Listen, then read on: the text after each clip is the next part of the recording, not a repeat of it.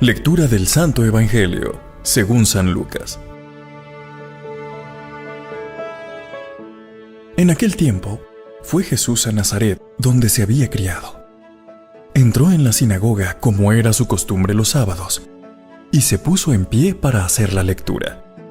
Le entregaron el libro del profeta Isaías, y desenrollándolo, encontró el pasaje donde estaba escrito: El Espíritu del Señor está sobre mí, porque Él me ha ungido.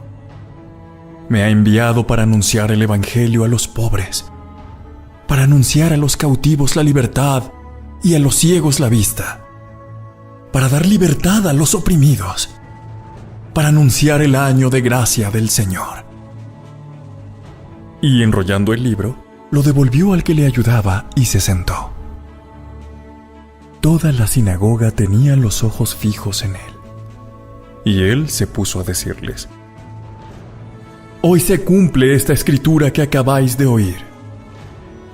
Y todos le expresaban su aprobación, y se admiraban de las palabras de gracia que salían de sus labios, y decían: ¿No es este el hijo de José? Y Jesús les dijo: Sin duda me recitaréis aquel refrán: Médico, cúrate a ti mismo. Haz también aquí en tu tierra lo que hemos oído que has hecho en Cafarnaún. Y añadió: Os aseguro que ningún profeta es bien mirado en su tierra. Os aseguro que en Israel había muchas viudas en tiempos de Elías, cuando estuvo cerrado el cielo 3 años y 6 meses, y hubo una gran hambre en todo el país. Sin embargo, a ninguna de ellas fue enviado Elías más que a una viuda de Sarepta, en el territorio de Sidón. Y muchos leprosos había en Israel en tiempos del profeta Eliseo. Sin embargo, ninguno de ellos fue curado, más que Naam, el sirio. Al oír esto, todos en la sinagoga se pusieron furiosos, y levantándose lo empujaron fuera del pueblo, hasta un barranco del monte en donde se alzaba su pueblo, con intención de despeñarlo. Pero Jesús se abrió paso entre ellos, y se alejaba. Palabra del Señor. Gloria a ti, Señor Jesús.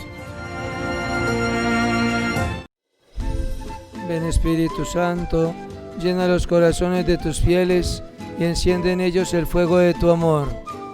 Envía tu Espíritu y todo será creado y se renovará la faz de la tierra.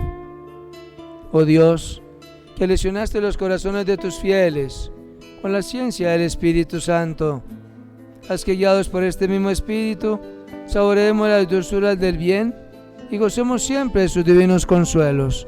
Por Cristo nuestro Señor. Amén. Hermanos y hermanas, muy buenos días. Qué hermoso amanecer. Qué lindo día para dar gracias al Señor. Empezamos la semana nuestra. Ayer empezamos la semana con el Día del Señor. Hoy empezamos la semana con el Día nuestro. Quién al trabajo, quién al estudio, quién a sus oficios, quién a sus tareas, quién a sus responsabilidades en casa, fuera de la casa, etc. Lo importante es que todos luchemos por un bien común. Nada por mí. Todo que pase por mí, pero para los otros. Dirá el papá, dirá la mamá, dirán los hermanos, dirán los hijos, etc. Miremos el contexto de la palabra de hoy. El apóstol Pablo, cuando escribe a la comunidad de los Corintios, se presenta primero no temeroso, pero sencillo. Y dice: yo ante ustedes no me he presentado como el sabio, como el inteligente, como el sabelotodo, como el orgulloso. Yo ante ustedes sobre todo me presento como un servidor de Cristo el Señor y un servidor de ustedes, ante quienes tengo la responsabilidad de comunicarles el mensaje. Eso es importante que lo tengamos presente. Porque en esa condición, tal y cual como se presenta Pablo, débil, sencillo, generoso, comprensivo, pero responsable, es una invitación para que ustedes y yo hagamos lo mismo, cada quien en sus responsabilidades. Es que para ser santos no se necesita sino una buena voluntad. Para ser responsable no se necesita sino una disponibilidad y no más. Si cumplimos con esto, entonces caminamos todos hacia un mismo lugar. Y ahí es cuando afirmaríamos con el salmista: yo estoy en el deber de amar tus leyes, Señor. Cuánto amo tu ley, porque la llevo en mis entrañas, en mi corazón. El contexto del evangelista San Lucas a ustedes y a mí nos llama la atención sobre algo particular. En el capítulo 4, el evangelista actualiza un texto del profeta Isaías en el capítulo 66. Llega Jesús a la sinagoga, al templo, a la sinagoga, y como profeta comparte la palabra. Le ofrecen los textos antiguos de la ley de Dios. Como profeta está llamado a anunciarlos. Y le presentan el rollo del profeta Isaías. Él desenrolla el libro, que venían como en un envoltorio, ¿no? En un rollo, en un disco, en un rollo.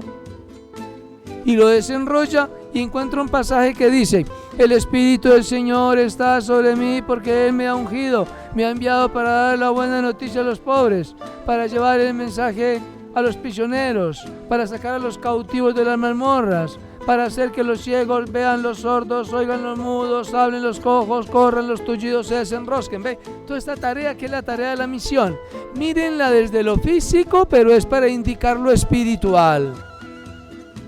Y después de que les presenta todo el mensaje suyo, se sienta y dice: hoy se cumple esta palabra que acabáis de oír.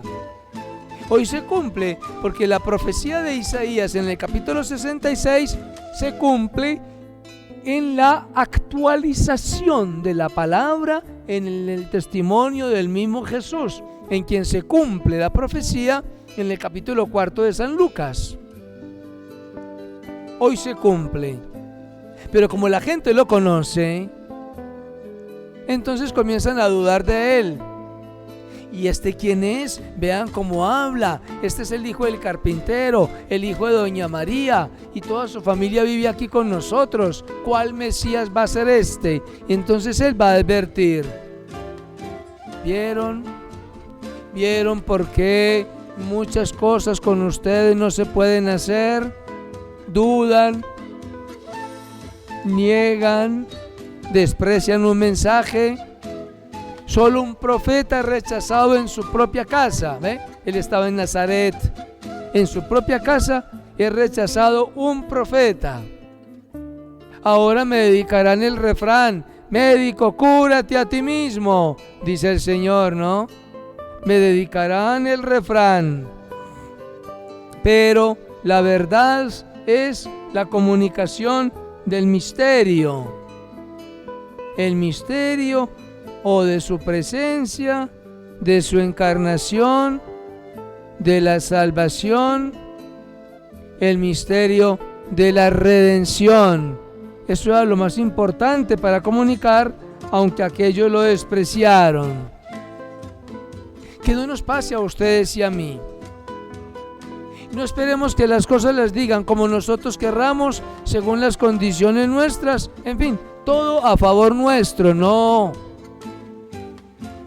Hay un dicho que dice que el único que escribe derecho en renglones torcidos, derecho en renglones torcidos, es Dios. Derecho siempre es un mensaje. Lo torcido de los renglones es la condición de hombres y mujeres, que queremos esto y Él dice esto, que queremos aquello y Él nos dice lo otro, etc. Atentos.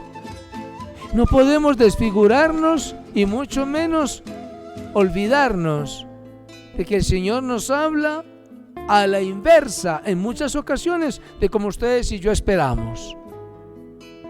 Manos a la obra, buena voluntad, buena disponibilidad, buenos propósitos y sin duda que lograremos el cometido de la palabra.